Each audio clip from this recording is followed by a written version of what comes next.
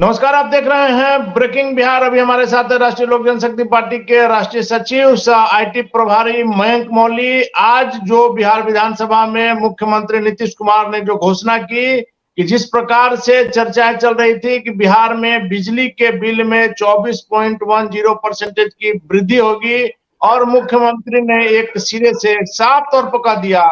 कि जनता पर इसका कोई बोझ नहीं रहेगा। जिस प्रकार से लोग बिजली बिल देते थे पहले के वर्षों में, उसी प्रकार से इस साल भी देंगे। इसका किसी प्रकार का बोझ जनता के ऊपर नहीं जाएगा। लेकिन इस फैसले के बाद भी तमाम नेताओं की प्रतिक्रिया आई। लोक जनशक्ति पार्टी रामविलास के सुप्रीमो चिराग पासवान ने भी इस फैसले का जहां स्वागत किया है, वहीं मयंक जी 1 मिनट लेंगे। चिराग पासवान ने जो कहा है कि लोक जनशक्ति पार्टी रामविलास के राष्ट्रीय अध्यक्ष चिराग पासवान ने बिहार सरकार द्वारा बिजली आपूर्ति दर में वृद्धि का फैसला वापस लेने के बाद उसके लागू होने से पहले ही सब्सिडी देने के ऐलान को बिहारियों के जीत करार दिया है। लेकिन बिजली के दामों में 30% की कटौती और बीपीएल परिवारों को जो 150 यूनिट बिजली फ्री देने की बात चिराग पासवान करते आए हैं, उनका कहना है कि जिस प्रकार से नेताओं को, विधायक मंत्रियों को जिस प्रकार से निःशुल्क बिजली मिलती है, यूनिट जिस प्रकार से एक फिक्स मुफ्त मिलता है, उसी तरह से वैसे लोगों को भी मिलनी चाहिए। अपनी इस मांग पर चिराग पासवान अभी भी कायम है। आपको पता होगा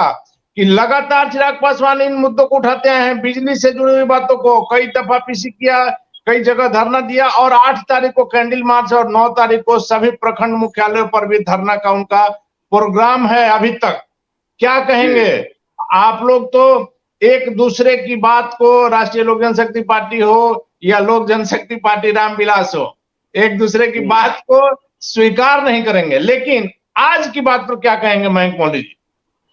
देखिए, सबसे पहली बात तो मैं माननीय मुख्यमंत्री जी को इस बात के लिए धन्यवाद देना चाहूंगा कि एटलीस्ट बिहार की आवाम की बात और आवाम की परेशानियों को उन्होंने समझा है, जो बहुत दिनों बाद एटलीस्ट कहिए कि माननीय सुशासन बाबू की जो इमेज थी, उस इमेज में वापस लौटते दिख रहे हैं। शायद वो भूल गए थे कि वो इस राज्य के मुखिया भी हैं और राज्य पे अत्याचार करने के अलावा राज्य की जिम्मेदारी भी उन्हीं की है। तो अगर किसी भी कारणवश अगर उन्होंने ये फैसला वापस लिया है तो ये बधाई के पात्र है। हाँ, रही बात आपने जिनकी की, श्री चिराग पासवान जी की, तो दलगत भावनाओं से ऊपर उठ करके अगर जहां मुद्दे कहिए कि बिहार की आवाम को लेकर के अगर आ जाते हैं तो उस पे हम हो चाहे हमारी पार्टी हो, उस पे कोई विरोध नहीं करते हैं। हाँ, श्रेय लेने की होड़ नहीं मचनी चाहिए, जैसा कि दिख रहा है आमतौर पे। उसमें सभी का हाथ है, किसी एक दल विशेष की इसमें कहिए कि सिर्फ आप उसको श्रेय नहीं देना हितकर नहीं होना चाहिए हमारे हिसाब से। उसमें सब कुछ था, भारतीय जनता पार्टी है, एनडीए है, और तमाम जितने भी विपक्षी दल थे और जितने भी कहिए कि काम करने वाली संस्थाएं हैं, बकायदा लोगों ने, चाहे सिविल सोसाइटी के लोग हों, हर तरीके से विरोध की आवाजें जो थी वो मुखर थी। और उन मुखर आवाजों के कारण ही फाइनली मुख्यमंत्री जी को अपना फैसला रोल बैक करना पड़ा, और उन्होंने किया। इसके लिए विशेष धन्यवाद है। और हाँ, कुछ हद तक मैं श्री चिराग पासवान जी की मांगों का समर्थन अवश्य करना चाहूंगा। जो उन्होंने कहा है कि बीपीएल परिवारों को 150 यूनिट जो बिजली है वो मिलनी चाहिए, और जिस प्रकार नेता मंत्रियों के लिए या बड़े ओहदेदारों के लिए जो कहिए कि जो सुविधाएं जिस तरह को मुहैया कराई जाती हैं वो बिल्कुल होना चाहिए। हालांकि एक विशेष धन्यवाद तेजस्वी प्रसाद यादव जी को भी देना चाहूंगा। राज्य सदन में मैंने उनका भाषण देखा, उन्होंने एक आध अच्छी बात कही कि जो अमीर राज्य हैं उन अमीर राज्यों में तो भाई सस्ती बिजली मिलती है, और बिहार जो कि गरीब राज्य है वहाँ पे इतनी महंगी बिजली ऑलरेडी हम लोग खरीद रहे हैं। उस पर भी अगर 24% का अतिरिक्त अधिभार अगर डाल दिया जाता है जनता के ऊपर, तो जनता त्राहिमाम की परिस्थिति में होगी। तो किंचित किन्हीं भी कारणों से सरकार की अगर नींद टूटी है तो सरकार को के इस फैसले का स्वागत होना चाहिए। और साथ ही साथ ये सबकी कलेक्टिव जीत है, सारे लोगों की जीत है। कोई व्यक्ति विशेष या चाहे हम हो या कोई और हो, किसी की जीत में किसी एक के सर पे सहरा बांधना कहिए कि हितकर नहीं होगा बनिस्पत। हाँ, ये कलेक्टिव जीत है, और ये श्योर ये अभी जंग जो है वो जारी रहनी चाहिए, क्योंकि जैसा कि आप और हम सारे अगर राजनीतिक परिप्रेक्ष्य से हम अगर अलग हित की बात करें तो हम सब उपभोक्ता हैं बिजली के, और हम सारे के सारे परेशान हैं। जब से बिजली का निजीकरण हुआ है और जब से ये प्राइवेट प्लेयर्स मार्केट में डाले गए हैं, और विशेष करके ये जो तथाकथित स्मार्ट मीटर है, जो कतई स्मार्ट नहीं, हाँ स्मार्ट जरूर है जनता की जेब काटने में, जनता की जेब ढीली करने में, तो उसके पीछे जो फर्जीवाड़ा है या उनमें यूनिट का जो हेर फेर है, जैसा कि आप अगर देख पाएंगे जो आजकल रिचार्ज बेसिस पे जो काम होता है, जैसे बिजली का रिचार्ज करना पड़ता है आपको, तो पहले जो बिल आया करता था उसमें आपको एटलीस्ट आपके यूनिट की जानकारी होती थी, आपने कितना कंज्यूम किया है और आपको कितना उसमें सरकार की सब्सिडी थी और कितना रेट आपने, मतलब एक स्लैब से ऊपर जाने पे क्या बढ़ा। अब ऐसा कुछ भी नहीं होता, आपने पैसे डाले, आपके पैसे कट गए, कहाँ कट गए, कैसे कट गए, कोई नहीं जानता है। और रही बात स्मार्ट मीटर की, यस वो स्मार्ट है, बट केवल जनता की जेब ढीली करने के लिए। तो माननीय मुख्यमंत्री जी को उस ओर भी ध्यान दिलाना, उनका ध्यान आकर्षण करना जरूरी है, क्योंकि जनता जो है वो मतलब इस भारी बिजली के वजह से, लेकिन मयंक मौली जी, इसमें सबसे महत्वपूर्ण बात है कि बिजली का करंट लगने से पहले चाचा भतीजा की पार्टी इस मुद्दे पर एक हो गई। यह अभी तो बिहार के लिए एक ब्रेकिंग खबर है। अब इसको ब्रेकिंग खबर मानिए या जो मानिए, देखिए हमारा, मैंने आपसे पहले भी कहा कि कोई भी विरोध जो है वो निजी विरोध नहीं है किसी भी तरीके का, कुछ कहिए कि फैसलों का विरोध है, कुछ नीतिगत विरोध है, और हैं तो वो हमारे सांसद ही सदन में। तो अगर हमारे सांसद होकर के अगर वो ऐसा काम कर रहे हैं तो हमें अच्छी बात है, जनता की आवाज उठानी चाहिए, चिराग जी को मुखरता के साथ उठानी चाहिए। अच्छा लगा देख करके चिराग जी का ये बदला स्वरूप कि एटलीस्ट जो है, चलिए इसके बाद भी मतलब जनता के सारोकार हितों को लेकर कर रहे हैं। हालांकि और अच्छा तब होता जब उन्होंने जिस तरीके का महाधरने का आयोजन करके खुद धरने से गायब रह गए थे, अगर वो खुद धरने में बैठते तो वो देख के ज्यादा अच्छा लगता है, वो तस्वीरें ज्यादा अच्छी होती। खैर कोई नहीं, निजी कारणवश शायद ना आ पाए हो या जो भी कारण रहा, अपने सारे संगठन के लोगों को उन्होंने भेजा, ठीक है। आवाजें होनी चाहिए, आवाजें बाबुलंद, कहिए कि विपक्ष की आवाज को अगर मजबूत कर रहे हैं बिहार प्रदेश के परिप्रेक्ष्य में अगर बात करें तो इसका स्वागत है। और अगर वो बीपीएल और गरीब जनता के बारे में बात कर रहे हैं तो इसमें राजनीति से ऊपर, दलगत भावना से ऊपर उठ के उस फैसले का स्वागत है, उनके मांगों का स्वागत है। मयंक जी एक बात शायद आप और स्वीकार करें कि बिजली के मुद्दा जो कि सीधा सीधी आम जनता से जुड़ा हुआ है, और आपको पता है कि जो लोग बिल नहीं देते हैं उनके पास भी सरकार के मुलाजिम नहीं जाते हैं, और जो ऊपर वाले हैं वो भी नहीं देते हैं, बीच की जनता पिसाती है, वही बिल देती है, वही सब तरह का टैक्स देती है। लेकिन मुद्दा यह है कि चिराग पासवान बिजली के मुद्दे पर, चाहे वो बढ़ा हुआ दर जो है, जो इसके पहले 30% वापस लेने की बात किया उन्होंने, 150 यूनिट फ्री देने की बात उन्होंने करवाई की, इसमें एक चीज आपको मानना होगा कि सबसे पहले इन मुद्दों को चिराग पासवान ने उठाया, लगातार इस बात को लेकर धरना दिया, और आप भी सरकार में हैं, आपने भी उठाया। लेकिन आपने जो बीजेपी की बात कही, बीजेपी इस मुद्दे पर जनता के साथ नहीं थी, बीजेपी तो एकदम निष्क्रिय बनी रही। अब बीजेपी क्या, देखिए सबके अपने अपने कई राजनीतिक एजेंडे हैं। मैं अपनी पार्टी की जिम्मेदारी जानता हूं, मैं अपनी पार्टी की बात करूंगा। आपने देखा होगा कि हमारे राष्ट्रीय अध्यक्ष और केंद्रीय मंत्री आदरणीय पशुपति कुमार पारस जी की आवाजें बाबुलंद मुखर रही हैं इस विषय पे, और चाहे हमारे कार्यकर्ता हो या हमारे लोग हों, हमने भी भाई ऐसा नहीं कि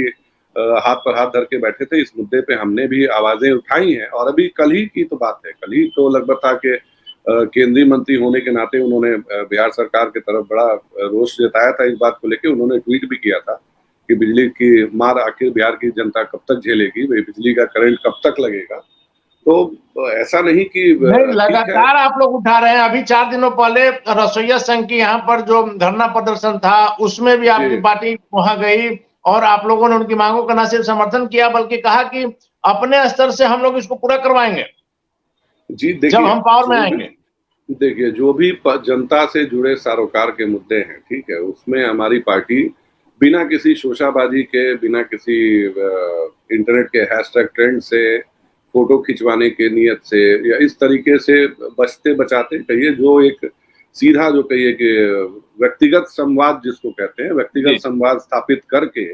हम उस पर लगातार आवाजें मुखर करते हैं। और जिसको कहा जाता है ना कि काम इतनी खामोशी से करो कि आपकी कामयाबी उसका शोर मचा दे, तो ठीक है। तो हम उसमें बिलीव रखते हैं, और हम उसमें बिलीव रखते हैं कि अगर किसी के कल्याण की बात हो या किसी के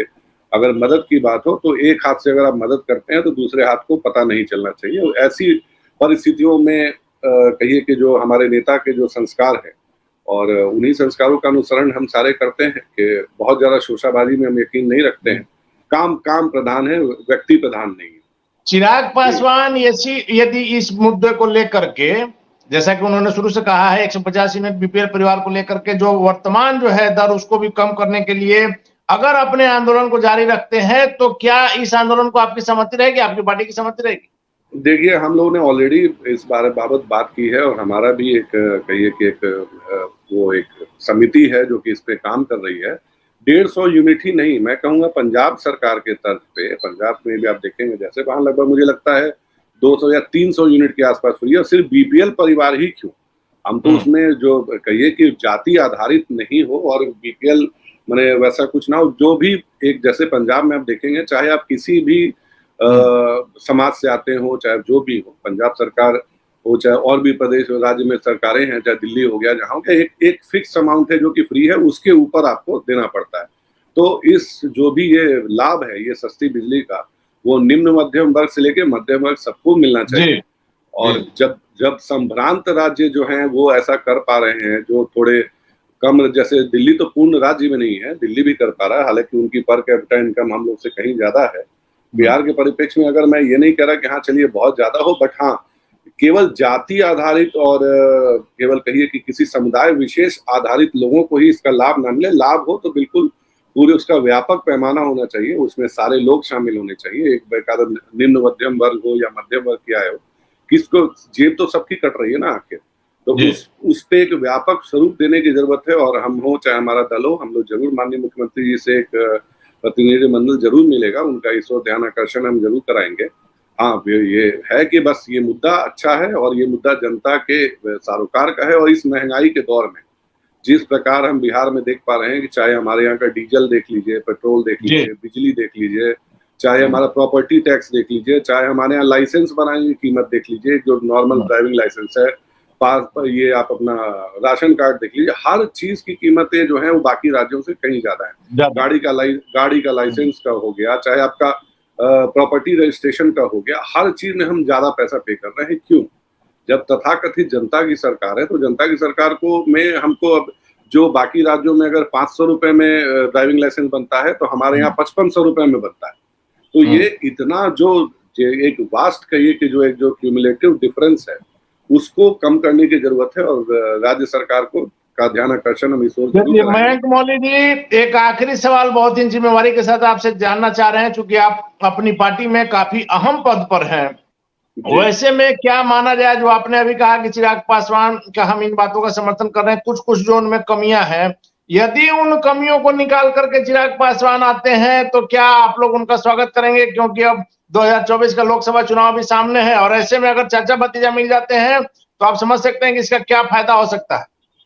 देखिए, हमारे नेता ने इस प्रश्न का जवाब बहुत दिन पहले भी दे दिया है, वही जवाब मेरा भी है। श्री चिराग पासवान जी अगर एनडीए में आते हैं तो हमें उसका कोई विरोध नहीं है, हम उसका कोई विरोध नहीं करेंगे।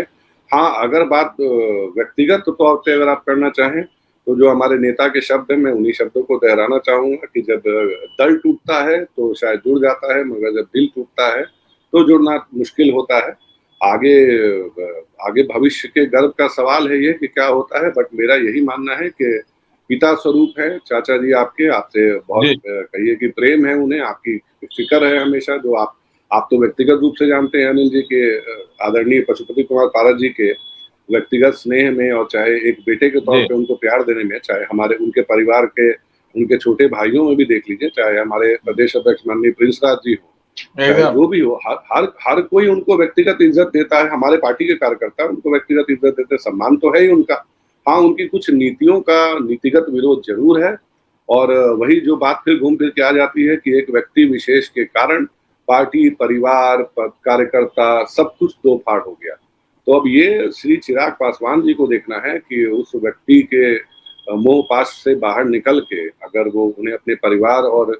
दल और बाकी कार्यकर्ताओं की अगर सुध है तो ठीक है, गठबंधन में तो ऐसे भी हमें कोई दिक्कत नहीं, हमने तो हमारे नेता ने स्पष्ट कर रखा है कि हमें कोई आपत्ति नहीं है, ना कोई व्यक्तिगत मतभेद है। हाँ, दिल जरूर टूटा है, तो एक पिता का दिल हो तो ऑब्वियस है कि ये बेटे से यही अपेक्षा होती है भारतीय परंपराओं में कि वो अपने पिता का कहिए कि जो अगर किसी बात पे वो नाराज है या खफा है तो मैं इसे राजनीति से इस इतर अलग यही कहूंगा कि बेटे को चाहिए कि जाकर के अपने जो वरिष्ठ हैं, परिवार के गार्जियन हैं, उनसे जाकर के बात करें, उनसे जाकर के उन चीजों पे सुलह करें। तो हमें उस पर क्या आपत्ति हो सकती है? हमें उस पर कोई आपत्ति नहीं। अगर व्यक्तिगत रूप से अगर संबंध ठीक होते हैं तो हमें उसमें क्या दिक्कत है? जी चलिए, धन्यवाद आपका। तो ये थे हमारे साथ राष्ट्रीय लोक जनशक्ति पार्टी के राष्ट्रीय सचिव सह IT प्रभारी मयंक मौली, जिन्होंने न सिर्फ चिराग पासवान का बिजली के मुद्दे पर समर्थन किया है, बल्कि साफ तौर पर कहा है कि चिराग पासवान में जो कमियां हैं, जो बातें उनके चचा के दिल में है, अगर वो बातें दूर हो जाती है तो निश्चित तौर पर NDA में तो उनका स्वागत है ही, और चाचा भतीजा भी एक हो सकते हैं भविष्य में। यदि चिराग पासवान अपनी उन गलतियों को सुधार लें तो उनका स्वागत है। हालांकि इन बातों का क्या असर होगा, बिजली को लेकर के चिराग पासवान का अगला कदम क्या होगा, राष्ट्रीय लोक जनशक्ति पार्टी का अगला कदम क्या होगा, देखने वाली बात होगी। फिलहाल आप बने रहें ब्रेकिंग व्याख्या।